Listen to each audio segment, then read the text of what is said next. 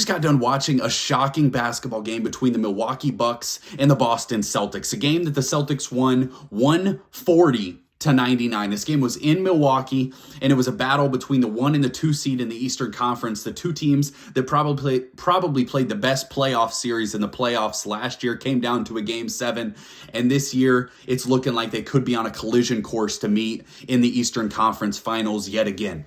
Tonight, the Boston Celtics played their best basketball game of the season, and I'm going to tell you why this Boston Celtics team drives me bonkers, that they can play their worst game of the season against the Wizards a couple nights ago, and then come out and look like a completely different squad and play at a high level with high intensity, with high level shot making, that drives me through the roof. I can't stand the way that the Celtics team is so up and down. But we're going to talk about that. We're going to talk about what we saw from them. I'm not going to spend too much time on the Bucks because, to be quite frank with you, the Bucks just lost tonight. That is what it is. I still think the Bucks should be favored to win the NBA title. I still think they're a legitimate threat to win the NBA title. And any Bucks fan out there, don't attack me because they played last night. I did a video a couple nights ago of the Denver Nuggets getting a big win against the Bucks. And I had so many Bucks fans in the comments attacking me like I said that the Bucks had fallen off. No, absolutely not. I still think they're a really good basketball team. They have some things they need to work out because obviously you can't let performances like this happen too often. But all in all, I still think they're a fantastic basketball team. But tonight, I want to focus on the Boston Celtics and what made them so special tonight, especially led by Jayson Tatum and Jaylen Brown having one of their best games they've had together as a duo, and a duo that has had a very interesting basketball season. They're both in the running for all NBA teams, but Jaylen Brown has made some comments lately that have been interesting to say the least when it comes to his future with the Boston Celtics. And I want to talk about a little bit of that, a little bit about this game, and a little bit what I see from these teams going forward. Before we get into it, take a second to subscribe to the channel. We're up over 1,100 subscribers, and we're grinding like crazy. As we get into the playoffs, we're going to be doing videos every night talking about every team in the playoffs. So it's going to be a ton of fun. Make sure you subscribe. There's so much NBA content ahead, so much to talk about as we head into the playoffs that I'm most excited for that I've ever been, because there's going to be so much parity. There's so many good teams in both the Eastern and the Western conferences. There's not one team that stands head and shoulders above the rest like we've had in the past with the Warriors winning 70 games. The Cleveland Cavaliers with LeBron won a ton of games. And this year, I think it's going to be really, really interesting. There's 3 to 4 teams in the Eastern Conference that are in play. And in the Western Conference, you could argue probably for 6 or 7 teams. So can't wait to watch this all play out. So tonight, Jayson Tatum had 40 points and 8 rebounds. He did that in 3 quarters on 80% shooting from 3-point range. He was out of his mind. Jaylen Brown had 30 points, 5 rebounds, 5 assists.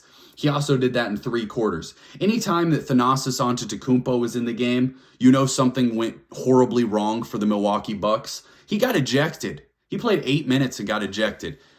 Quite literally the definition of being a cheerleader on the court. I don't know why I'm hating on Giannis. His brother's unbelievable. But the Boston Celtics, to me, are so frustrating because the other night they played the Washington Wizards. The Wizards did not have Bradley Beal. They did not have Kyle Kuzma. And they beat down the Celtics. They scored 130 points, did whatever they wanted.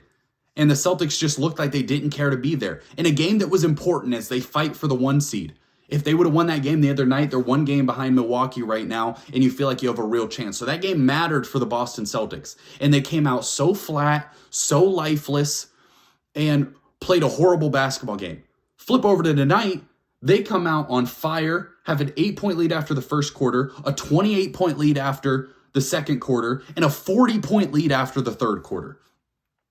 All their starters were able to not play in the fourth quarter, and they actually won that quarter even by 1. The Boston Celtics are like that girl that, you're in love with, but she kind of keeps cheating on you and treats you bad. But then she does something to reel you back in. And that's what the Celtics keep doing. Every time that I start to walk away from this daggum team, they do something that reels me right back in, and I'm back on the bandwagon.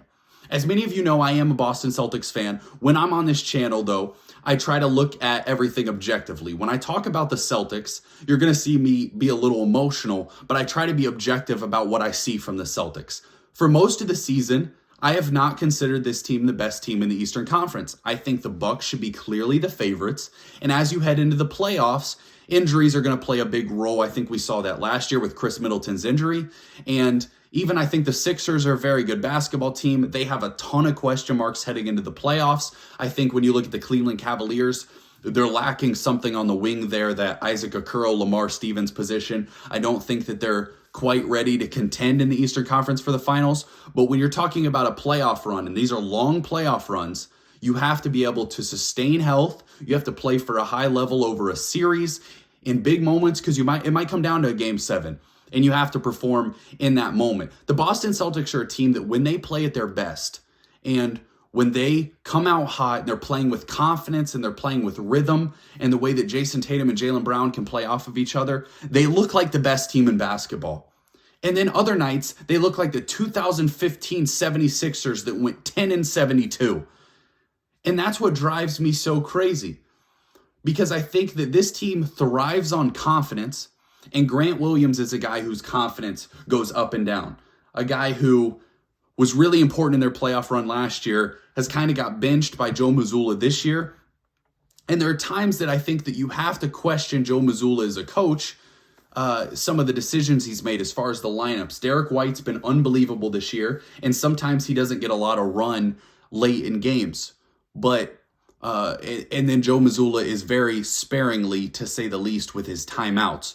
But all in all, tonight, the Celtics played their best basketball game of the season. Their defense was at an elite level. And the thing that they kept pointing out on the broadcast that you could see is the way that they're able to defend Giannis. They've seen and played him so many times that when you're trying to find a team that can really defend him and make it difficult on him. Now, Giannis is still an excellent basketball player. He still had 24 points. He was really inefficient, 11 of 27. Started hoisting shots at the end, I felt like, or in the third quarter before he got pulled, I felt like. But all in all, the Celtics do a really good job creating that wall, because they're strong, they're physical, and they just have guys out there that are willing to play really, really good defense. Derek White, I think, had a block on him. Let me see if that was registered. Yeah, had a block on Giannis tonight. Tatum will get up in him, play physical. Jaylen Brown is a physical defender. Al Horford, really good defender, moves his feet pretty well for a big man. Robert Williams is able to meet him at the rim sometimes.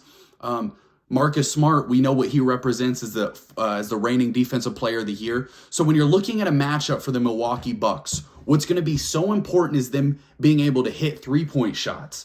And last year with Chris Middleton out, I think that's what was really, really lacking, their ability to space the floor and hit those shots, because you had guys on the floor that just, to be quite honest, weren't ready for the moment and weren't players good enough to compete with a team the caliber of the Boston Celtics. The Celtics are 4th in offensive rating, 4th in defensive rating, and number 1 in the league in net rating.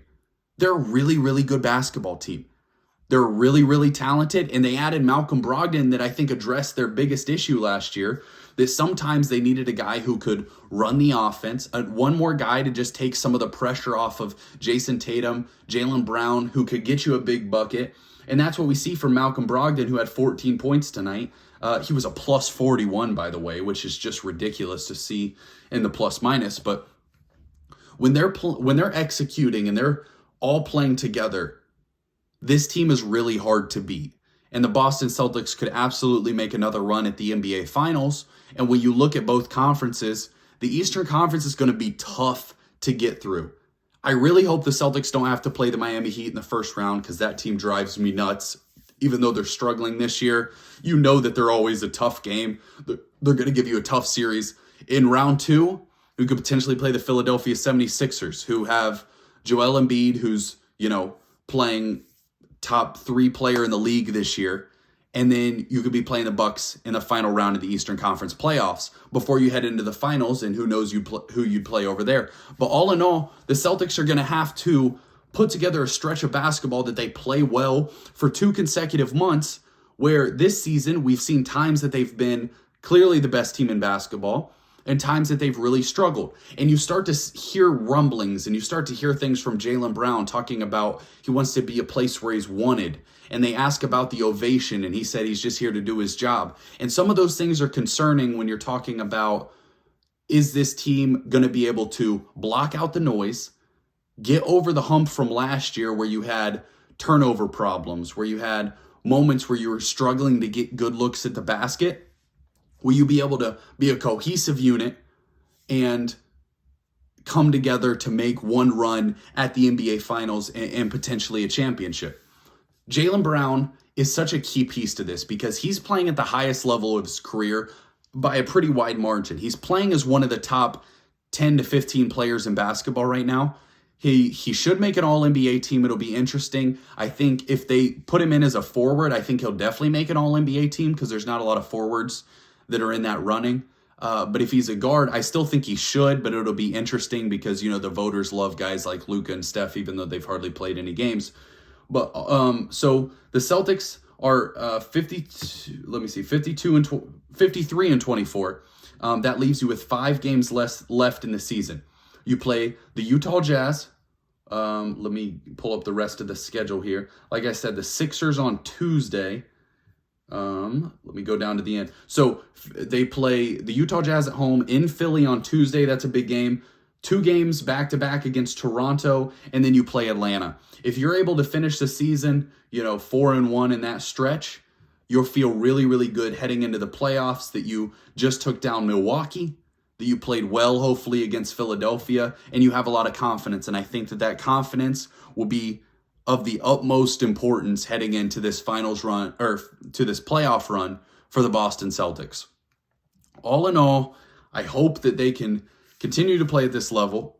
The Milwaukee Bucks are going to represent more of a threat than they did tonight. It's just one of those nights that you're really, really hot from the field. You're really hot from 3. You shoot 51% from the three-point line, hit 22 threes, and the Milwaukee Bucks are just a little off their game. So not overconfident from tonight's game, but it was certainly a message that hey, don't overlook us. We're still here. We're still coming. We beat you in the playoffs last year, even without Chris Middleton, and we're coming back for blood again this season. Dominating performance from the Celtics. Really exciting to watch. Was really impressed by this squad. Don't forget to subscribe to the channel as we talk more NBA hoops. Cyborg out.